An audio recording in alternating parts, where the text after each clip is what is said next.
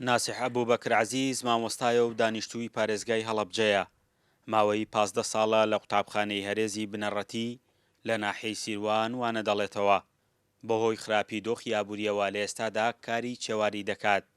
ئەو دەڵێ کارەکەی من پەروەردەیە نەکاری چێواری. سەرەتا بەخێر بێن. من نزیکی 15 ساڵە مامۆستام لە قوتابخانەی هەرێز لە سیروان. ئێستا بەچەند پیشەیەک و خەریکم لەبەر ناڕەحاتی گوزەران و ژیانی سەرجەم هاوڵاتیان لەبەر نەبوونی موچە لەبەر بێ حکوومەتی. ئێستا حالیان دەستم یاوەتە گاوداری لەگەڵ دایکم و خوشک و براکانمە خەریکی گاوداریمە. پێم ناخۆش ئەمیشانێکم حەزمە کرد زیاتر خزمەتی قوتابیەکانم کەم وەک لە ئەم جۆرە ئیشانەیە، چونکە ئەو ئیشی مامۆسانی ئیشی مامۆسا خزمەتکردن و پەروەردەکردنی خوێندکارانە بۆ پێگانینەوەیەکی تەندروست. ناسح ئەو ڕۆژانەی کە کاری چێواری ناکات لە ناو باخەکەیاندا کار دەکات. دەڵێت حکوومەت پێویستە ئاوڕی جددی لە هەموو فەرمانبەران و مامۆستایان بداتەوە کە تا دێ دۆخی ژیانیان خراپتر دەبێت. وڵای وەکو خۆتان نەزانەمە باغی خۆمانە، ینی حەزمان کرد بەدە لە گاودارەکە خەریکی باغداریش بین. خۆی سزانی باغداری ژەروە کارێکی ئاسان نییەوە، ساڵانە تووشی نەخۆشی شیرینی و ئەوانەویەوە خوشکە ساڵش هەر تاسیری هەیە.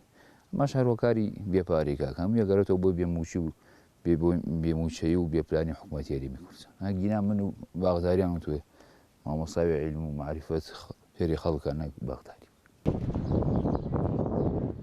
لە ناو ماڵەکەی خۆشیاندا ناسح کاری چاکردنەوەی ماتۆرسکیل بۆ هاوڵاتیان دەکات و خۆشی دەڵێ ئەوانەی کە سەردانی دەکەن زۆربەیان بە قەرز کارەکانیان بۆ دەکات.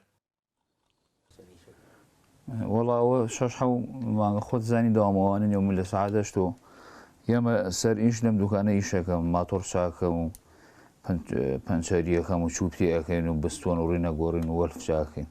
ئەمە شارەگەڕێتەوە بۆ بێپلانی حکوومەت و نەبوونی موچەکەوەی لە نەک مامۆسا هەموو کەسێک کردووە کە پەنا بواتە بەر چەند ئیشێک. وەڵای برا بەخوا دەفتەری قەرزەکە بۆ بێرم هەر خۆ ڕائەکەی لە ترسە ئەوە نەق خەڵک قەرزار، ینی 250 تایی. هەڵەبجە پارێزگایەکی جیاوازترە لە پارێزگاکانی دیکە. بچووکی ڕووبەرەکەی و هاوسنووری لەگەڵ ئێران داوای کردووە کەمترین کاری لە بواری کەرتی تایبەت تیایدا هەبێت. ماوەی چەند ساڵێکی شاوانەی کە بوونەتە خاوەنی بڕوانامە دامەزراندنیان بۆ نەکراوە. لە کۆی 6 مانگی ڕابردووش حکوومەت تەنها 1 موچەی داوەتە فەرمانبەران. فەرحان هەورامانی، دەنگی ئەمریکا، هەڵەبجە.